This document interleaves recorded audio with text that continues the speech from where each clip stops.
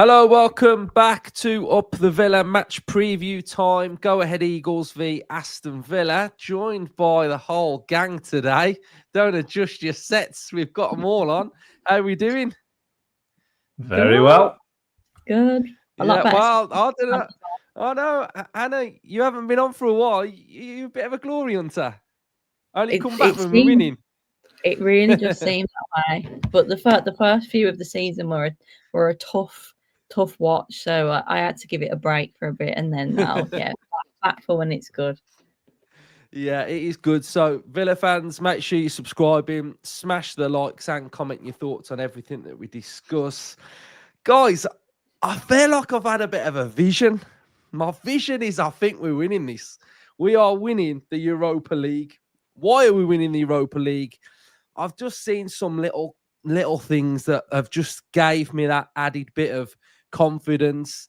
Going away to Feyenoord and winning, and going behind against Spurs, being able to sort of not get flustered, not get phased by it, stick to controlled, stick to the structure, follow the plan, have that added belief. And I'm just feeling really positive. And weirdly, I'm in this little algorithm on TikTok, and I've been watching this Spurs fan that sits behind the dugout, and he records like little clips of everything that happens during a game, and he sits behind the away dugout. So all his content is like away dugout stuff. And just seeing the players and the rapport and Onana and Emery and the team and the coaches just feels together. And I think the clubbers and the fans of, some fans have been mentioning, it's not right behind the scenes, but everything that I've watched looks pretty bang on to me. So I'm saying we're winning this. Ryan, how are you feeling? Because you've done a real good tactical piece, and you've kind of mentioned a bit of like the structure and some of the things that you took away from it. So how are you feeling about Europa? How are you feeling about Villa? Just before we come on air, I thought to myself, how am I feeling about the Europa League? And I'm loving it, man. I am loving it. Yeah.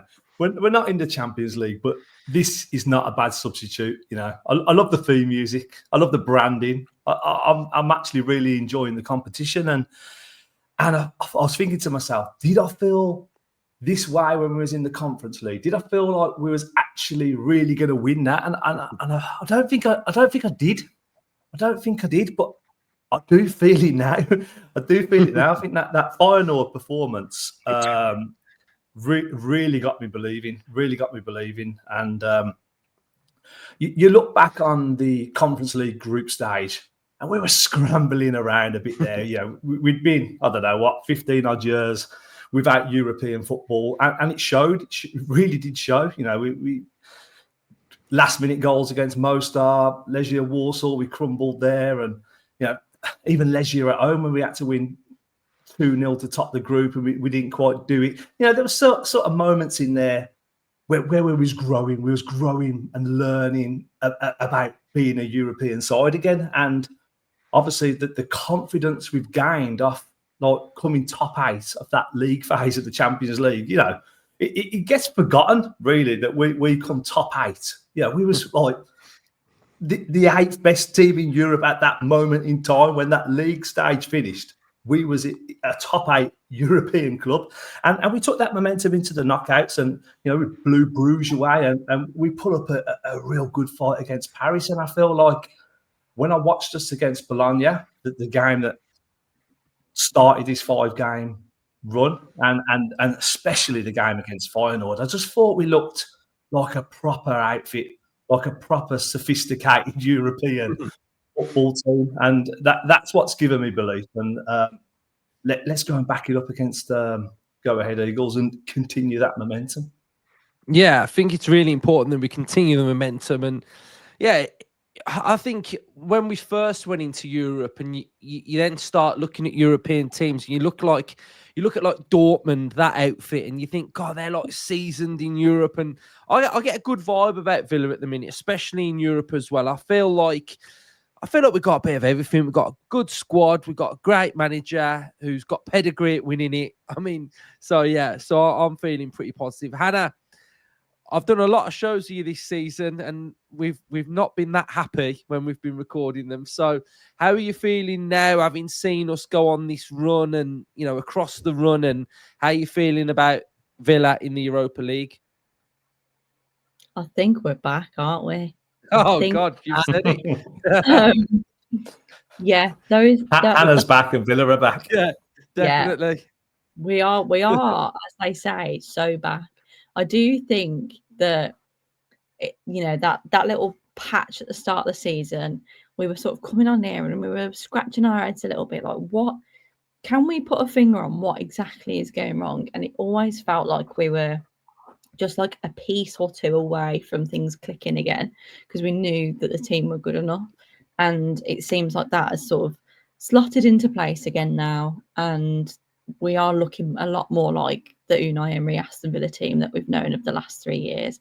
And what I will say on sort of Ryan's point on feeling like we're going to win it, I had this thought the other day of like the saying of third time lucky. I'm pretty sure that's the saying, third time lucky. And I think we might do it. I do just have that feeling that we've been on the cusp, and we've spoke a lot about being like a nearly team, and we had that feeling a lot last season with sort of the Wembley defeat, narrowly kind of dropping out to PSG in the Champions League. We were just nearly there. And at the start of this season, when we were totally thrown off it, I thought, oh, what's going on here? It feels like we're miles off it, but now it feels like we're nearly there again. And we just need to get to the point of actually putting the wheels in motion and bringing some silverware back. I do have some pretty good hopes for this season now, and it's quite miraculous how quickly that form changes and how quickly the league table changes, because very quickly we're now sort of 3 points off being in the Champions League places. So the picture looks so much more positive, and I think it just shows the kind of resilience of Unai Emery. The real reassuring performance for me was that Feyenoord trip, because I think that was kind of classic away European Unai Emery performance, and kind of demonstrated what we'll be able to achieve in the competition this season.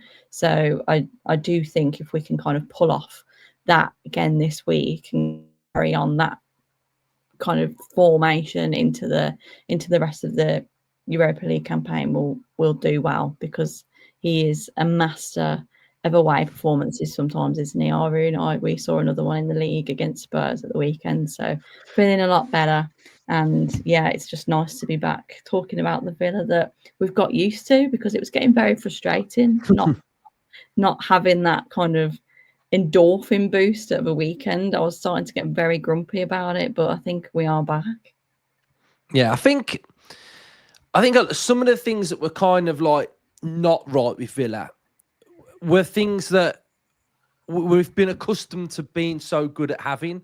Some of the little things that we're so used to seeing, we weren't really kind of seeing them, and I think that's kind of what was throwing me off. And I remember when we did our season thoughts ahead of the season, and we were all saying that the away form's got to improve, and those couple of away performances I can really like grasp on to sort of thinking of how we can be across the whole season. And I've got no doubts our home form. I think at Villa Park we can beat anybody. We can beat anybody that rocks up there. But away from home, being resilient, having Emery's tactical plans and being able to follow it out, and just looking like that Unai Emery outfit is just really important. And I think that's, for me, the away form, especially in this competition, is going to be the one that I really want us to kind of go unbeaten through the whole thing, because I think in knockout football, you can't really you don't want to lose your away game, really. So I think as away from home, I want us to be really solid, not lose during the whole group phase.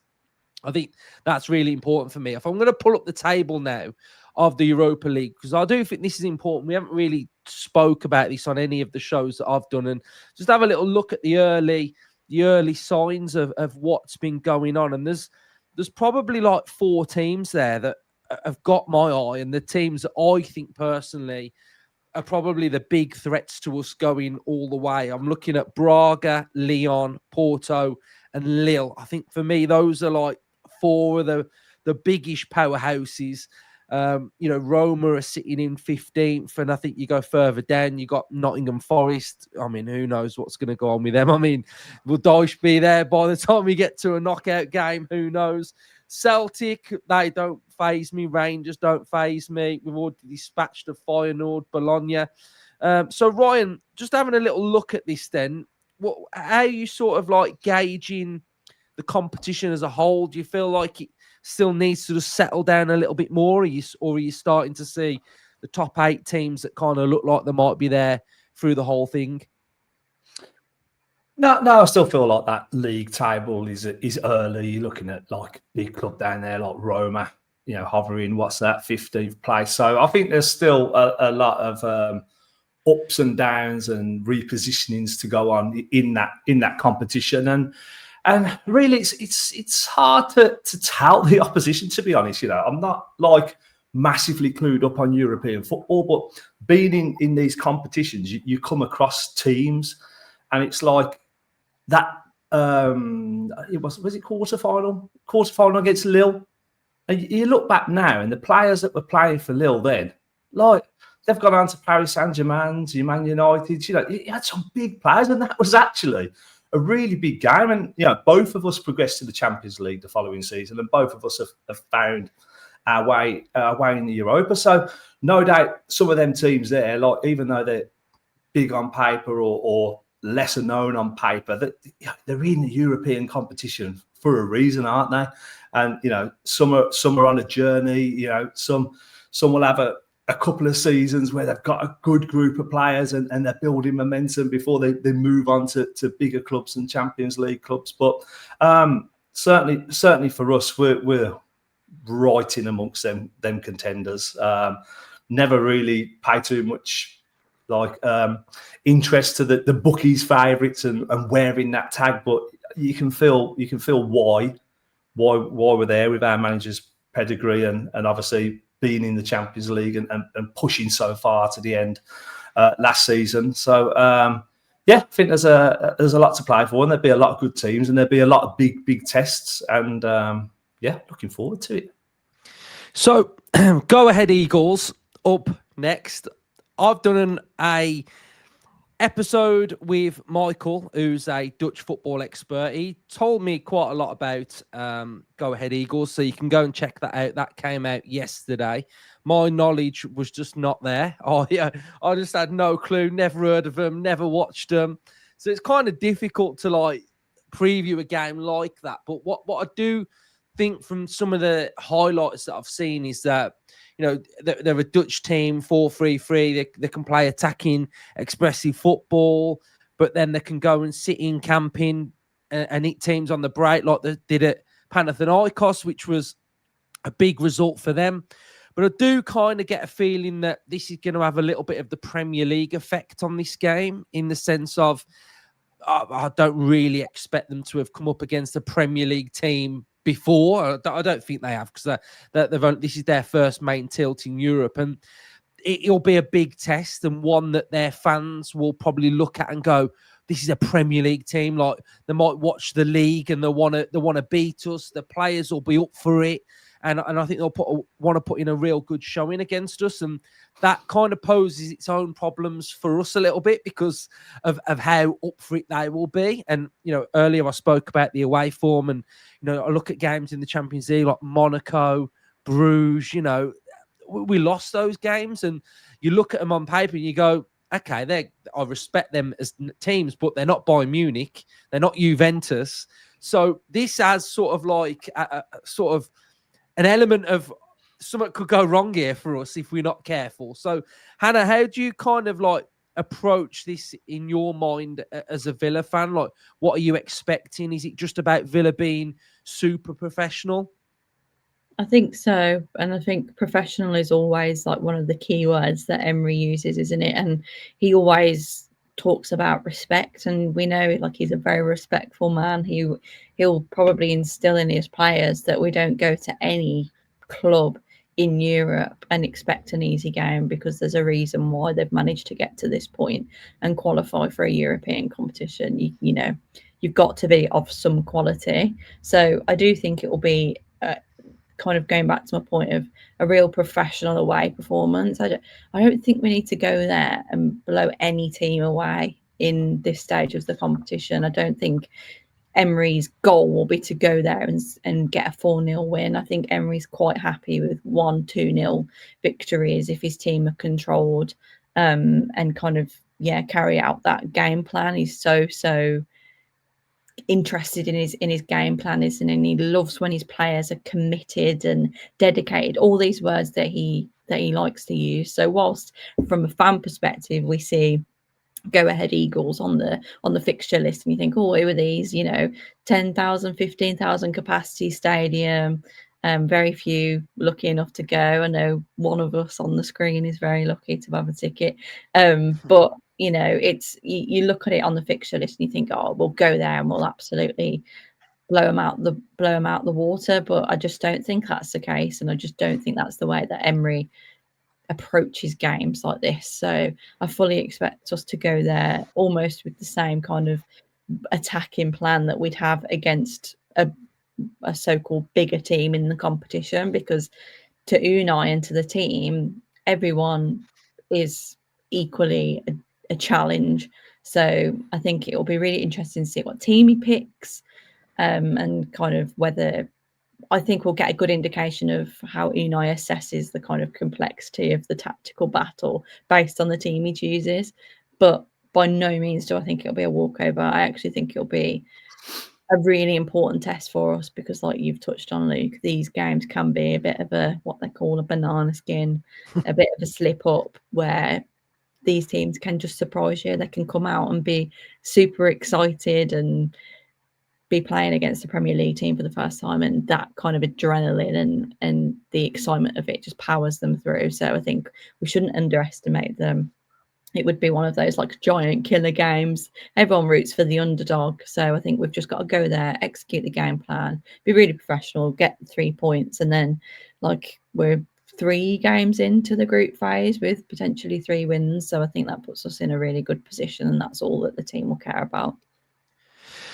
Big thing for Villa now and Villa's squad is that we are performing really well, and there's a couple of players that own the Villa shirt, and it's now up for the players that play on the bench to try and get that shirt off some of the players now. And I think Emery's started to use his little saying, hasn't he, of starters and finishers. That's kind of come back. He's got that back in his locker now, Emery. So I think this game is big for the actual squad as well, of who plays at left back, who plays up top, etc. So what are we gonna do? We're gonna let Ryan take the floor now. So Ryan's gonna have a little go at predicting the Villa lineup.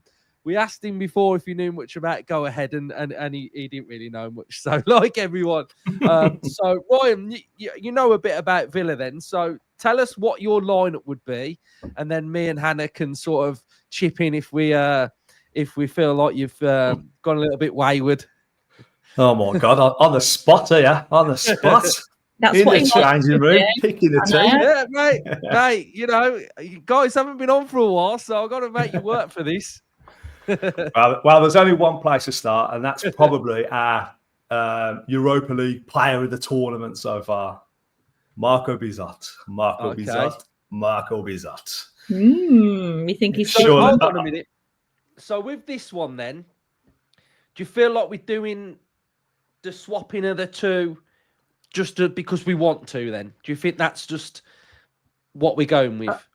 No, I feel like Marco Bizot has earned the Europa League goalkeeper shirt. I think the performance he put in against Bologna and the performance he put in against Feyenoord, he deserves that starting role. Obviously, you got your first choice and you got your backup keeper, and your first choice, Martinez has played in Conference League games, League Cup games, etc. But I feel like the performances that Bizot has put in, I feel like he's undroppable for this game. In my opinion. Go on then, what's your back for? Back four. Crikey. I think we'd have to go definitely Matson at left back. I mean, that's an easy swap looking at Luca Digna's ankle the other day. Oh, God. Did you see that? Yeah, rough that was, mate. Rough. Yeah. So the rest of the defence, obviously Mings is still out, I'm guessing, presume.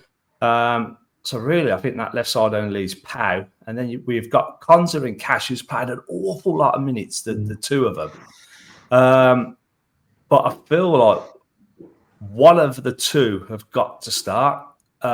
You could either drop Bogard in for obviously Konza. Konza could go right back, give Cash a rest.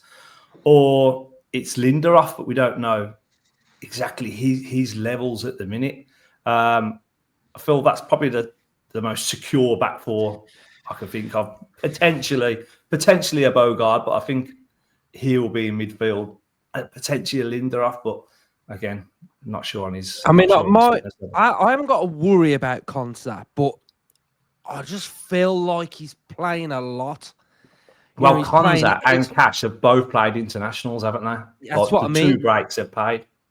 So, yeah, it's a lot, I think, and I think we've got to somehow at some point give them a little bit of just a cheeky break out the team just for one game, maybe, just because you look at what we got coming up at the weekend, Man City, etc. So, yeah, I think again because he was on the bench for a game or two, wasn't he? And now he's disappeared again. But I wasn't sure if it just because the bench was full and we just didn't have space for him. I don't know. I just don't know where he is. I think the one European game he got off the coach, but I don't think he was actually on the bench.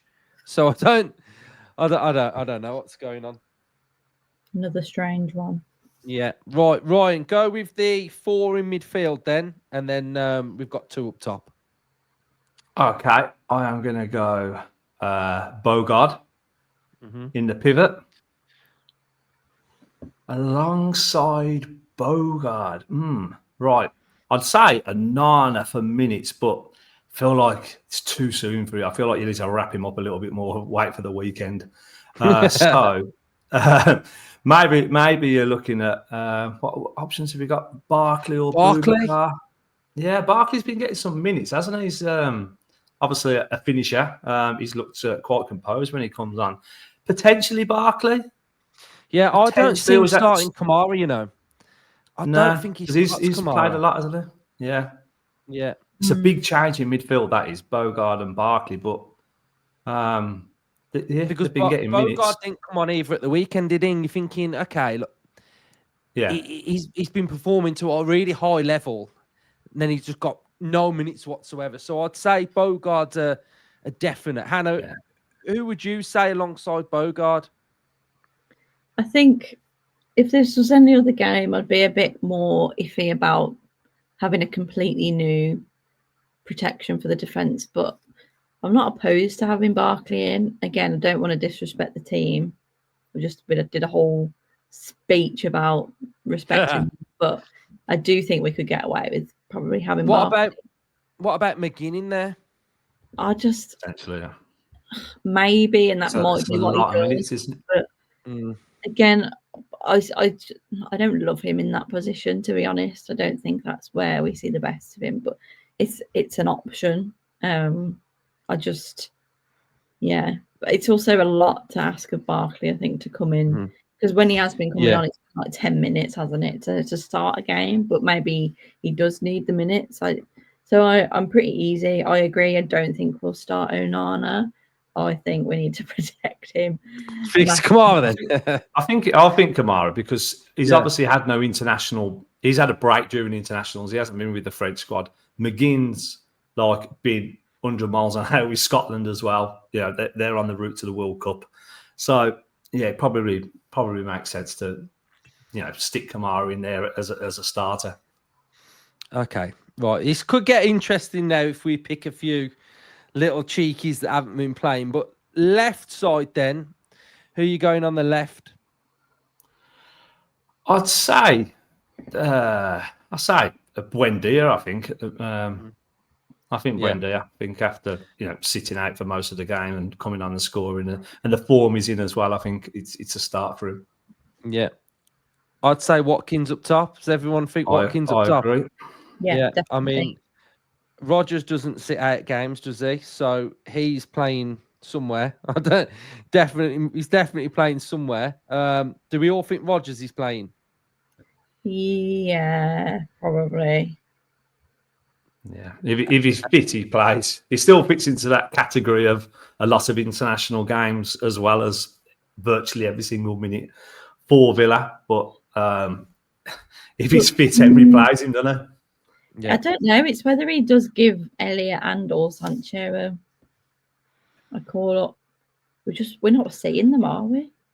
No. Especially Sancho, obviously, when he was ill, and now I don't know what's going on with his personal life. I feel like I'm actually too old, even at my age of 25, to know what's going on with his life outside of Villa. But he needs minutes, because otherwise you can just kind of sense the loan dwindling a little bit. Yeah. So do we kind of feel like Elliot might get a game? Because I feel like I just want him to play. I want to see him, and I really like Gesson. I like what I'm seeing from him, and I do actually think he'll start against Man City. So who do we reckon on the right? Right, McGinn's not here, is he? So No. is it So McGinn on the right? the options you've got there is McGinn and potentially Elliot on that right hand side. I see him resting again. I think Emery isn't opposed to resting his captain, and he does play so many minutes, and he plays intense minutes. The man runs. So I just think I actually really don't mind resting McGinn. So maybe Elliot, on the right. Don't really know whether that's where he'd want to be playing, but I feel like him and Rodgers can sort of interchange a little bit. Yeah, he can operate on that right hand side. He would need runners around him, and like if you've got Bogard there protecting, that would allow a Cash to be that outlet for Elliot, so he can kind of play in that half space, threading balls into the likes of Rodgers as well as an overlapping Cash, and I think that suits his game on that right hand side. Obviously, he can play centrally, he can play on the left as well, but I feel like that setup we've done there kind of suits Elliot, and he's probably the more closer to starting a game than Sancho. And I kind of get it, I kind of get why they're not in at the minute, because like Tottenham, we were so on it, like everyone was like so tactically alert.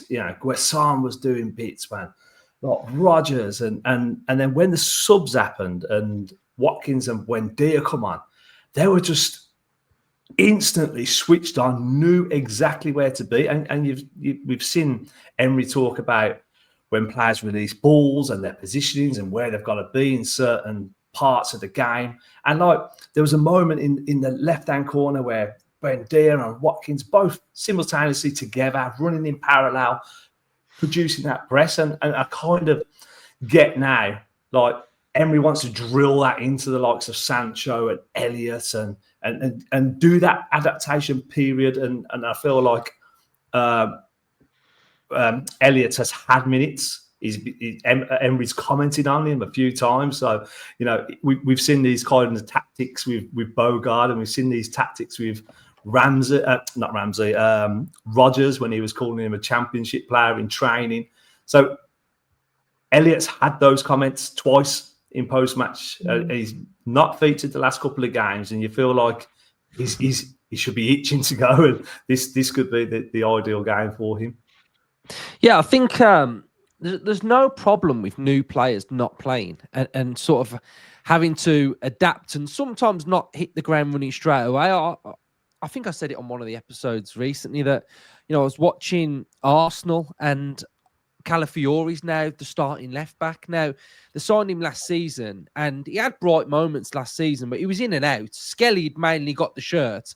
And now this season, Calafiori's playing every single game, and it's like he's adapted to what Arteta wants, and it probably has took a bit of a season, but now he's fully sort of ingrained in what Arteta wants. And I think maybe this might possibly be something similar with Elliott and Emery and just the team and how we're playing. And I feel like we probably had to adapt a little bit this season, and maybe certain players have rose to it a little bit more and grasped it quicker. And I think, yeah, it might be one where Elliott towards the end of the season might start getting a lot more game time. But here's the team that we went with. It's probably going to look nothing like this, but you know, we've had a go. But I think there's 6 changes in there. 1, 2, 3, 4, 5, 6 changes. So that would be a rotated team from what we saw against Spurs. So, and then that would ready to go for Manchester City. So it's going to be interesting what we go with then. Right, so